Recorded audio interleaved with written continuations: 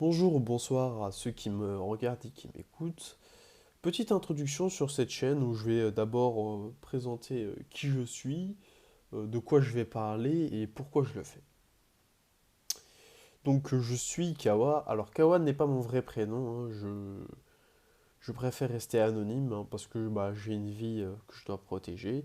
Et quand on parle de religion, on sait qu'on peut avoir de sérieux problèmes.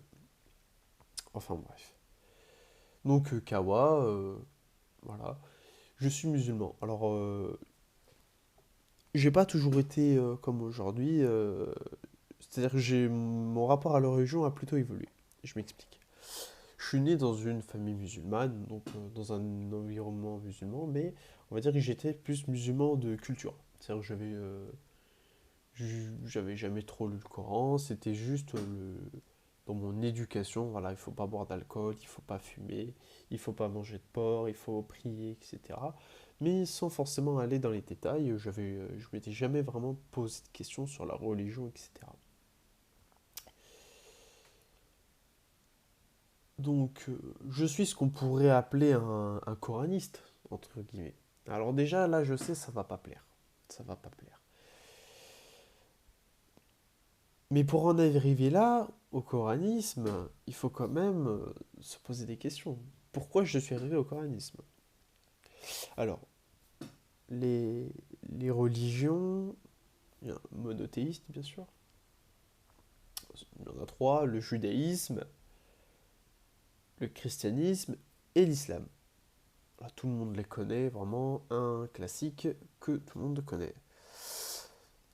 Mais à part ça, euh, le petit truc spécial qu'on a, nous les musulmans, c'est déjà on a un Coran, chacun a son livre, donc la Bible et la Torah, mais les musulmans, on a ce qu'on appelle des hadiths, ou aussi appelé la sunna. Alors la sunna, c'est quelque chose d'un peu spécial. Alors, la sunna, c'est quelque chose qui n'est pas contenu dans le Coran. C'est quelque chose qui est tierce. Alors vous allez dire, ben, d'où ça vient? Ben, ça vient des hadiths. Alors, petite définition de ce que c'est qu'un hadith, littéralement, ça veut dire une parole rapportée. Alors, rapportée de qui? De Dieu? Non, du prophète. Donc, on associe les hadiths au prophète. Et déjà là, il y a un gros souci. Parce que on dit que la sunna vient du prophète.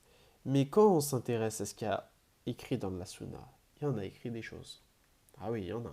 Mon Dieu qu'il y en a. Déjà, chronologiquement, il faut savoir que les hadiths arrivent après le Coran. Il faut le savoir. Les hadiths arrivent 2 siècles après la mort du prophète, quand même, hein.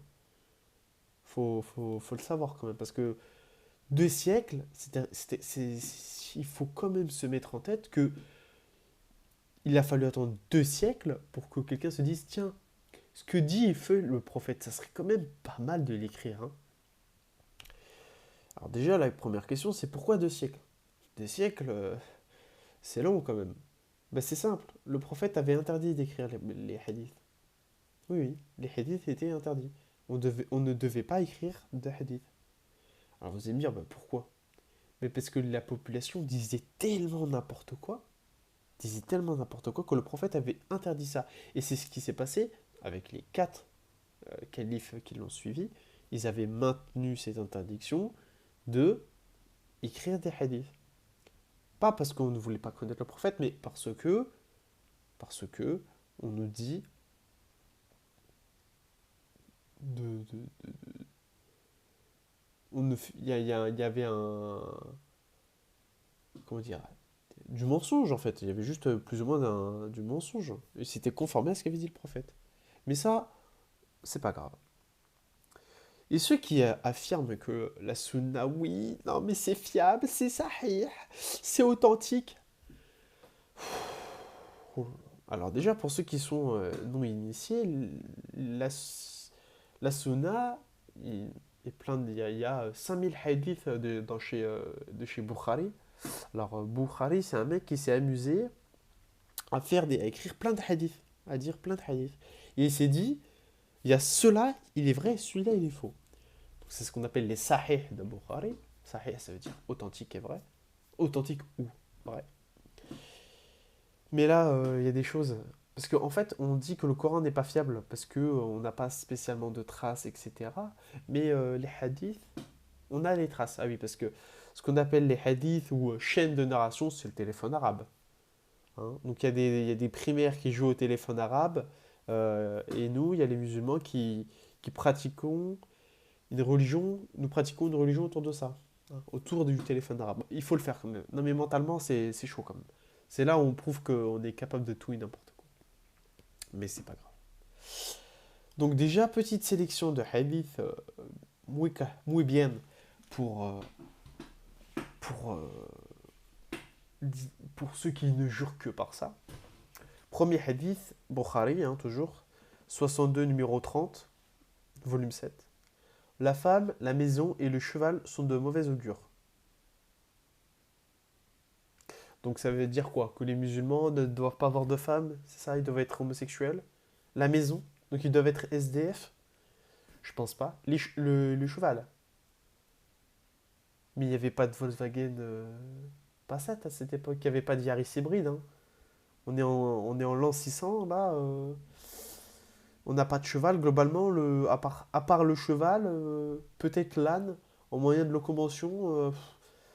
Même l'âne, tu peux pas monter dessus. Bon, tu peux le charger, mais pas monter dessus.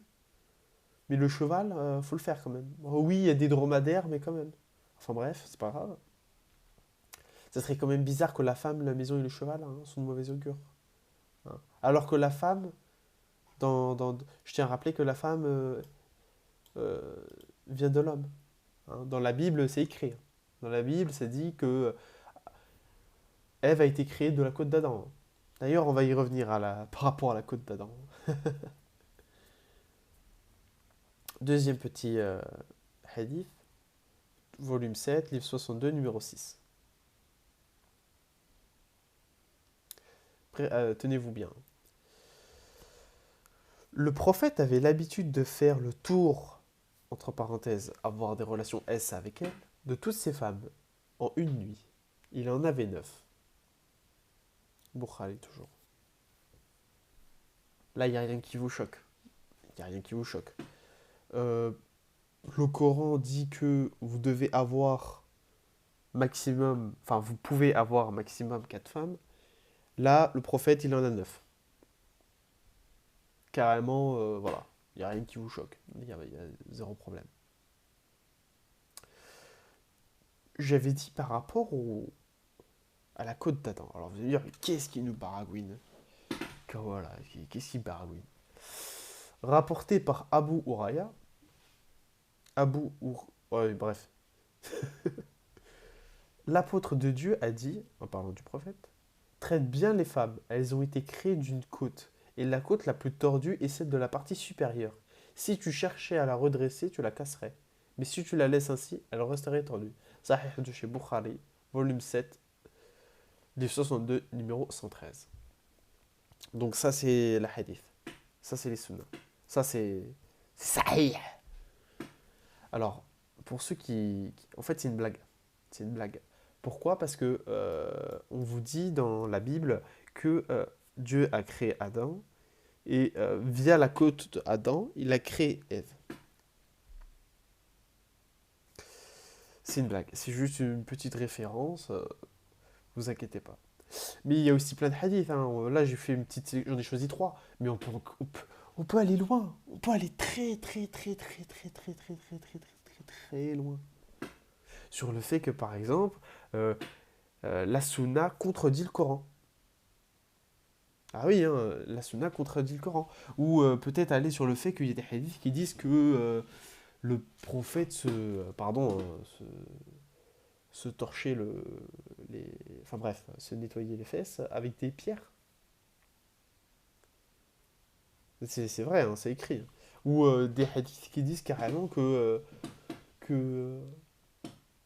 comment ça s'appelle Moïse était en train de se baigner dans un ruisseau avec son peuple, qu'il était un peu de côté et qu'une pierre s'est barrée avec son slibard. C'est un hadith qui existe vraiment et qui est vraiment authentique.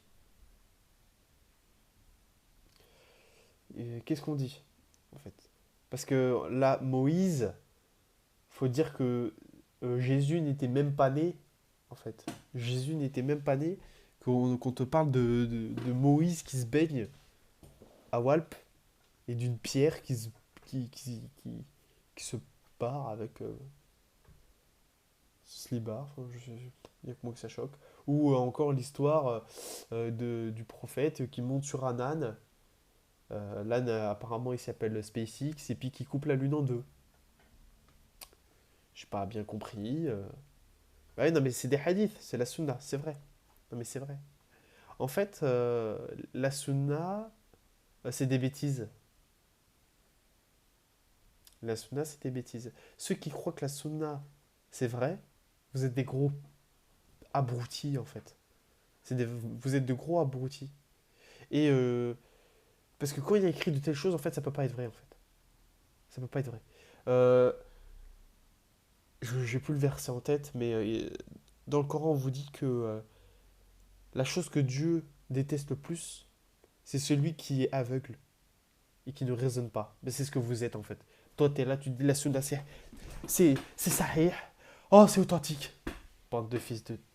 Putain, c'est grave quand même. C'est grave, hein. C'est grave quand même d'en arriver là. Ça arrive, c'est lunaire le truc, lunaire. Mais c'est pas grave. En fait, Bukhari, il s'est dit, il a un droit de veto, le mec, il s'est dit, maintenant je, moi, je suis, je connais la vérité en fait.